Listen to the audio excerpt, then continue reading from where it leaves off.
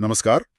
आज हम एक बहुत ही प्रभावशाली किताब के बारे में बात करने वाले हैं। एक ऐसी किताब जिसने दुनिया भर में लाखों लोगों पर असर डाला है।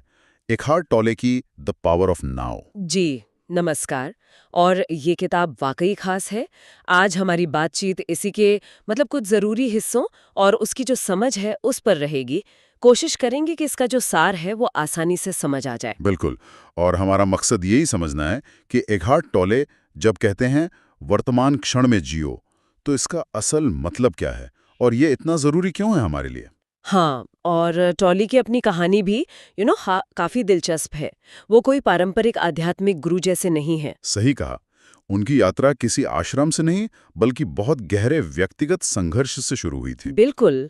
टॉले ने अपनी जवानी का एक बड़ा हिस्सा बहुत गहरे डिप्रेशन और लगातार बनी रहने वाली एंग्जाइटी में गुजारा।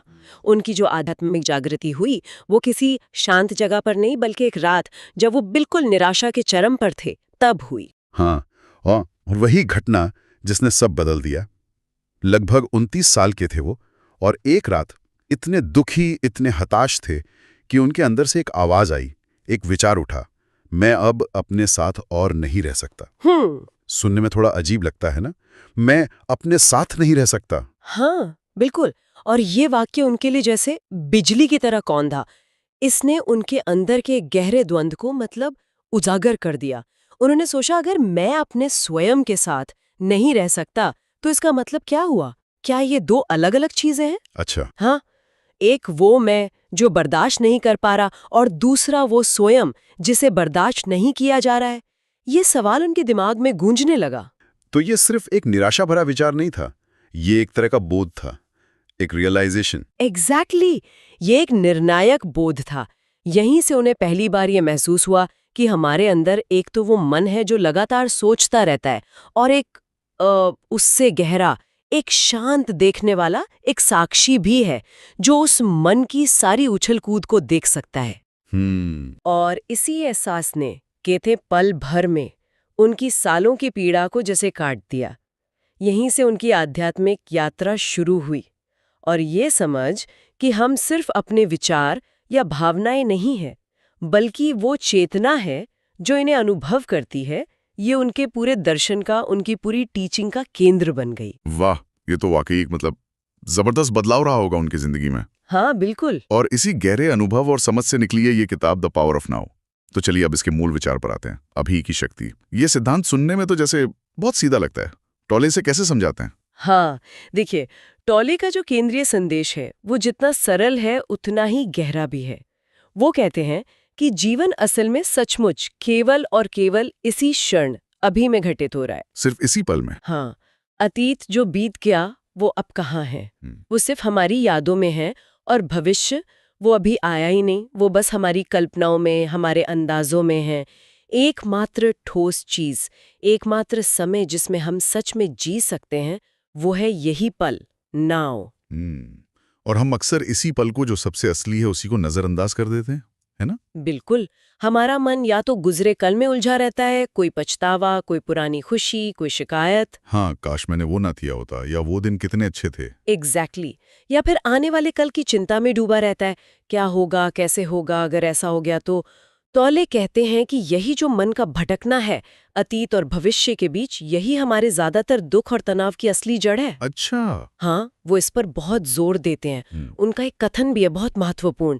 गहराई से महसूस करें कि वर्तमान क्षण ही वो सब कुछ है जो आपके पास कभी भी होता है। अभी नाव को अपने जीवन का प्राथमिक केंद्र बनाएं। उनका तर्क ये है कि जब हम अपना पूरा ध्यान, अपनी पूरी चेतना इस पल पर ले आते हैं तो अतीत का बोझ और भविष्य का डर वो अपने आप कमजोर पड़ने लगते हैं। क्यों? ऐसा क्यों होता है? क्योंकि अगर आप ध्यान दें, ठीक इस पल में आमतौर पर कोई बड़ी समस्या नहीं होती। समस्या या तो किसी गुजरी हुई याद से जुड़ी होती है या आने वाली किसी आशंका से। अभी इस क्षण में सब ठीक होता है ज्यादातर। हाँ, जैसे अभी हम बात कर रहे हैं, इस पल में तो कोई प्रॉब्लम नहीं है। बिल्कुल। लेकिन दिमाग फौरन भाग सकता है कि अरे ये चर्चा खत्म होने के बाद क्या करना है, या कल वो मीटिंग है उसका क्या होगा। बिल्कुल। और यहीं पर मन की भूमिका आती है जिस पर टॉले बहुत विस्तार से बात करते हैं। हाँ, मन का रोल। हाँ, ये बहुत केंद्रीय है।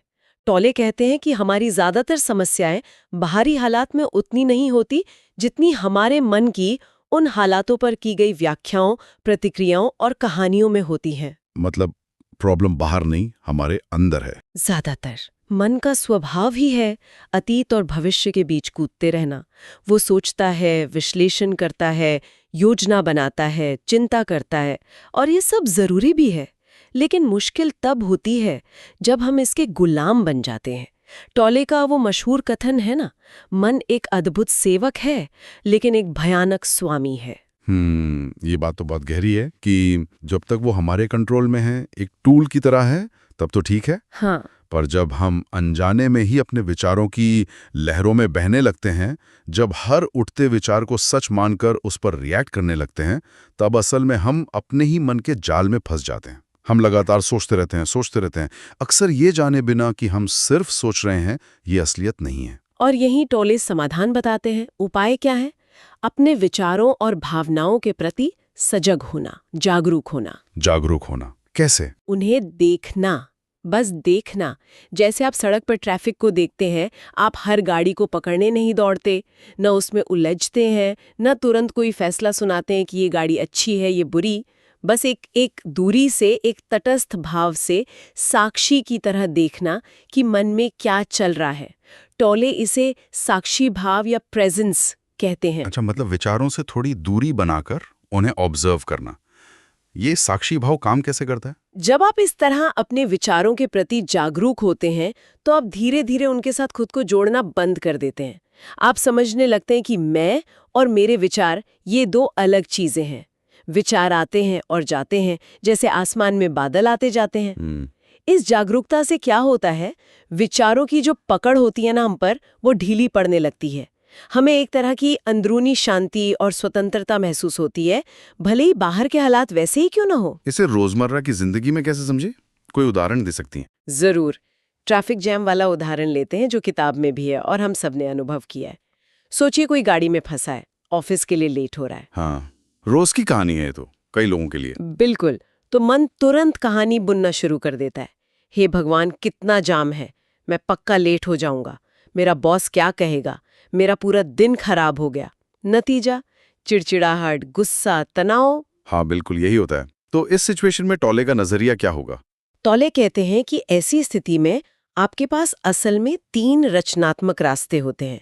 या तो आप उस स्थिति से पूरी तरह हट जाएं, अगर मुमकिन हो, जैसे गाड़ी पार्क करके मेट्रो ले लें। हाँ, या फिर स्थिति को बदल दें, जैसे कोई दूसरा रास्ता ढूंढे। या फिर अगर ये दोनों मुमकिन नहीं तो उसे पूरी तरह से स्वीकार कर ले। स्वीकार कर लें मतलब बस हार मान लें? क्या हर चीज को स्वीकार कर लेना एक तरह की मतलब निष्क्रियता या हार मान लेना नहीं है? मान लीजिए कोई अन्यायपूर्ण स्थिति है, तो क्या उसे भी बस स्वीकार कर लेना चाहिए? ये बहुत बहुत जरूरी सवाल है। देखिए, टोले की स्वीकृति, एक्सेप्टेंस का मतलब निष्क्रियता या रेजिग्नेशन बिल्कुल नहीं है। अच्छा, इसका मतलब है उस पल की जो सच्चाई है, जैसी वो है, उसे बिना मानसिक प्रतिरोध के स्वीकार करना। ट्रैफिक जाम के उदाहरण में स्वीकृति का मतलब है ये मानना कि ठीक है, इस पल मैं ट्रैफिक में हूँ, ये अभी की सच्चाई है। ओके। इस स्वीकृति से क्या होता है? मन शांत होता है, और जब मन शांत होता है तब आप ज्यादा साफ तरीके से सोच सकते हैं कि क्या कोई रचनात्मक कदम उठाया जा सकता है या नहीं। अन्यायपूर्ण स्थिति में भी पहले आंतरिक शांति पाना जरूरी है, ताकि आप बिना गुस्से या नफरत के ज्यादा समझदारी से कार्रवाई कर सकें। तो स्वीकृति बाहरी एक्शन को रोकती नहीं, बल्कि उसे ज्यादा प्रभावी बनाती है। प्रतिरोध छोड़ने पर ही शांति मिलती है, और शांति से ही सही एक्शन हो पाता है। स्पष्टीकरण जरूरी था। मतलब स्वीकृति यानी अंदरूनी लड़ाई का अंत, बाहरी हालातों से समझौता नहीं। बिल्कुल। एक और उदाहरण जो मैंने पढ़ा था वो एक पाठक के निजी अनुभव से जुड़ा था, जिसने किताब की मदद से अपनी चिंता पर काबू पाया। हाँ, वो भी बहुत अच्छा उदाहरण है। उस पाठक ने बताया था कि किताब पढ़ने के बाद जब भी उन्हें चिंता या तनाव महसूस होता, वो फौरन अपना सारा ध्यान अपनी सांस के अंदर आने और बाहर जाने पर ले आते। सिर्फ सांस पर ध्यान? हाँ, और वो खुद को याद दिलाते, बस यही एक पल है जिसमें मैं जी सकता हूँ, बस ये सांस लेना ही अभी की सच्चाई है, बाकी सब मन की कहानियां हैं। और इसका असर हुआ? क्या सिर्फ सांस पर ध्यान देने से चिंता कम हो गई? धीरे धीरे लगातार अभ्यास से उनकी चिंता की पकड़ वाकई काफी कम हो गई, लगभग खत्म सी हो गई। क्योंकि चिंता क्या है, वो लगभग हमेशा भविष्य को लेकर होती है। क्या होगा अगर? सही बात है। सांस पर ध्यान केंद्रित करने से वो वर्तमान क्षण में वापस लौट आते थे और इस क्षण में, जैसा हमने पहले कहा, आमतौर पर चिंता का कोई ठोस कारण नहीं होता। ये दिखाता है कि टॉले की सिद्धांत सिर्फ किताबी बातें नहीं हैं, ये असल में जीवन में उतारने वाले प्रैक्टिकल तरीके हैं। तो अगर कोई सुनने वाला इसे अपने जीवन में आजमाना चाहे तो शुरुआत कहाँ से करें? कोई बहुत ही सरल अभ्यास? सबसे आसान और शायद सबसे शक्तिशाली अभ्यास है अपनी सांस के प्रति जागरूक होना। दिन में कई बार जब भी याद आए, बस कुछ पलों के लिए, चाहे 10 सेकंड ही क्यों ना हो, रुकें और अपनी सांस पर ध्यान दें। बस रुककर सांस पर ध्यान देना है। हाँ, महसूस करें कि हवा कैसे नाक से अंदर जा रही है, कैसे बाहर आ रही है। ध्यान दें कि सांस लेते समय पेट या छाती कैसे हल्के से उठती और गिरती है। कुछ बदलना नहीं है, कंट्रोल नहीं करना है, बस महसूस करना है। और इस छोटे से अभ्यास से क्या होगा? क्या महसूस होगा? जब आप ऐसा करते हैं, आप पाएंगे कि कुछ क्षणों के लिए आपके मन में जो विचारों का शोर चल रहा था, वो थम सा जाता है। जैसे दुनिया कुछ पलों के लिए ठहर सी गई हो। आप सिर्फ उस सांस के साथ होते हैं, उस क्षण में पूरी तरह मौजूद। यही अभी की शक्ति का एक छोटा सा लेकिन बहुत गहरा अनुभव है। और इसकी खूबी यह है कि इसे कहीं भी कभी भी किया जा सकता है। आप ऑफिस में हो, बस में सफर कर रहे हो, घर पर हो, कभी भी। ये तो बहुत प्रैक्टिकल है। बिल्कुल। और वर्तमान में जीने की क्षमता से जुड़ी एक और जरूरी बात है, अतीत को क्षमा करना और उसे जाने देना। अतीत को माफ करना। हाँ, टॉली बताते हैं कि जब तक हम अतीत की शिकायतों, दुखों या अपराध बोध को पकड़कर बैठे रहते हैं, हम वर्तमान क्षण को पूरी तरह से जी ही नहीं पाते। ये पुरानी भावनाएं एक भारी बोझ की तरह होती हैं जो हमें अभी की ताजगी और संभावनाओं से दूर रखती हैं। जो हो गया सो हो गया, ये कहना तो आसान है, पर मन छोड़ता कहाँ है पुरानी बातें?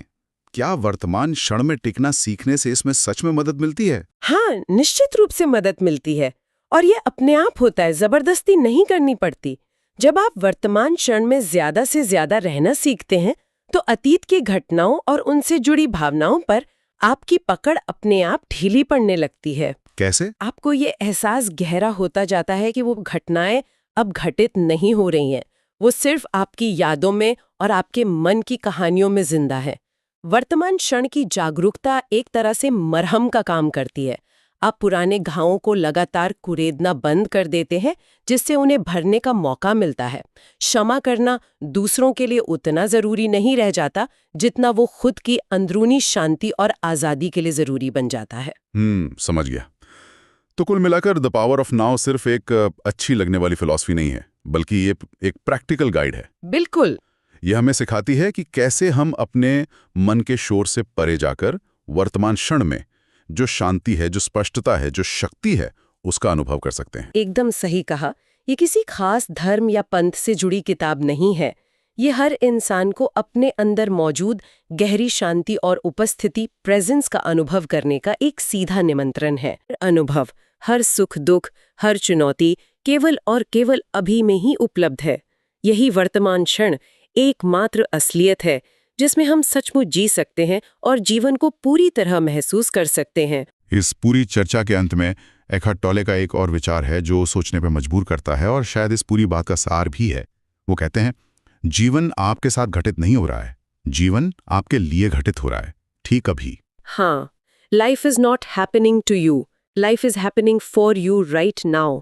ये एक बहुत ही शक्तिशाली नजरिया है। इसका क्या मतलब है? इसका मतलब है कि हर पल, हर परिस्थिति, चाहे वो हमें कितनी भी मुश्किल या दर्दनाक क्यों न लगे, वो असल में हमारे विकास के लिए, हमारी जागृति के लिए, हमें कुछ सिखाने के लिए ही घटित हो रही है। हर परिस्थिति, मुश्किल वाली भी? हाँ, परिस्थितियां हमें तोड़ने के लिए नहीं, बल्कि हमें और मजबूत बनाने और ज्यादा जागरूक बनाने के लिए एक अवसर के रूप में आती हैं। अगर हम इस नजरिए से देखना शुरू करें, तो जीवन के प्रति हमारा पूरा रवैया ही बदल सकता है। हम पीड़ित महसूस करने की बजाय हर अनुभव से सीखने वाले विद्यार्थी बन सकते हैं। तो सुनने वालों के लिए यही अंतिम विचार है कि वे इस पर सोचें, क्या हम जीवन को अपने ऊपर घटित होती घटनाओं के एक क्रम की तरह देखते हैं, या एक ऐसे प्रवाह की तरह जिसमें हर लहर हमारे लिए कोई सीख या अवसर लेकर आ रही है, ठीक इसी पल में। बिल्कुल, जो पल हम जी रहे हैं वही हमारा सच है, और उसी में जीवन की अनंत संभावनाएं छिपी हैं। इस गहरी समझ की खोज को जारी रखने के लिए हम सभी को प्रोत्साहित करना चाहेंगे।